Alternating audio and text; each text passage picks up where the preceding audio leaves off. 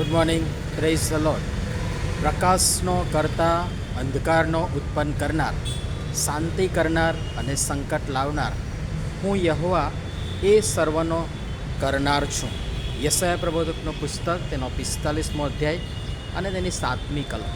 આજનો વિચાર: ખ્રિસ્તમાં અતિ પ્રિયવાલા મિત્રો, પ્રભુ ઈસુ ખ્રિસ્તના મહાન અને મોટા નામમાં ફરીને એકવાર આપ સર્વનો આજની સવારની પ્રેમી સલામ. ઘણીવાર અમુક પ્રશ્નો સામે આવતા હોય છે કે સૃષ્ટિનો કર્તા કોણ? આ બધું કોના દ્વારા થાય છે? જે કંઈ બને છે એ કોણ કરે છે? સઘળું નિયંત્રણ કોના હાથમાં છે? અને ઘણીવાર માણસને ન ગમતું એવું પણ કંઈક થાય છે તો પ્રશ્ન ઉઠે છે કે શું ખરેખર ઈશ્વર આવું કરી શકે? શું ઈશ્વરે આવું કર્યું હશે? કેમ અને શા માટે? યશાયા પ્રબોધકમાં દેવનું વચન બહુ જ સ્પષ્ટ રીતે કહે છે કે પ્રકાશનો કરતા, અંધકારનો ઉત્પન્ન કરનાર, શાંતિ કરનાર અને સંકટ લાવનાર હું યહોવા એ સર્વનો કરનાર છું. આપણે માણસ તો એમને આપણી ટૂંકી દ્રષ્ટિથી કે ટૂંકી અને મર્યાદિત સમજણ શક્તિથી એમને સમજી શકતા નથી અને એમને સમજવાના માટે પૂરેપૂરા અસમર્થ છીએ. અને આપણી સમજણ તથા ઈશ્વર વિશેનું જ્ઞાન એ અપૂરતું, અધૂરું, અધકચરું, મર્યાદિત અને સીમિત છે. અને તેથી આપણે એ અમર્યાદિત, અસીમિત અને સંપૂર્ણ સમર્થ ઈશ્વરને પૂરેપૂરા સમજી શકતા નથી. પણ એમ સાવ હાથ હેઠા મૂકી બેસી રહેવાની પણ જરૂર નથી. કમસે કમ એ ઈશ્વરને જાણવા, સમજવા અને ઓળખવાના પ્રયત્ન તો તેમની જ કૃપામાં પ્રાર્થના સહિત આપણે ચાલુ રાખવા જ પડશે.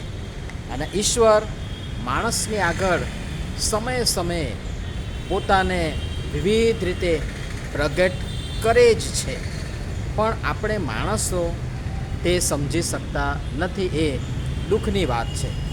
આપણે હંમેશા સારી અને મોટી મોટી બાબતો અને વાતો જ આપણે જોવા, જાણવા અને જાણતા સમજવા પ્રયાસ કરીએ છીએ.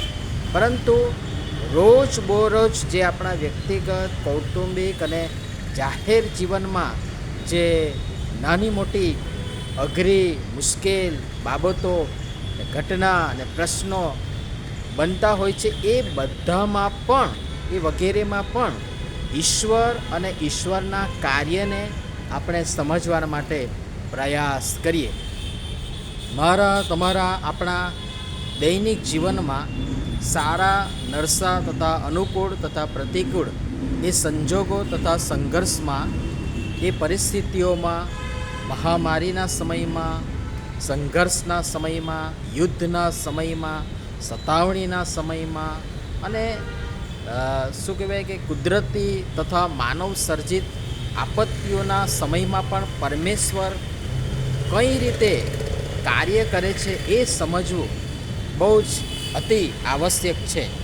અને સાથોસાથ આવા સમયમાં અન્ય લોકો મધ્યે મળતી તક, અન્ય વિશ્વાસ કરનાર લોકો મધ્યે એ પરમેશ્વરને, એ જીવતા પરમેશ્વરને પ્રકટ કરવાની મળતી તક તથા તકોનો સદુપયોગ કરી પ્રભુ ઈસુ અને તેમની સુવાર્તા કઈ રીતે પ્રગટ કરવી એ સમજણ પણ અને કેળવવી તથા એ સમજણ તથા એ બોધ તથા દર્શન આપણે કેળવવા પડશે.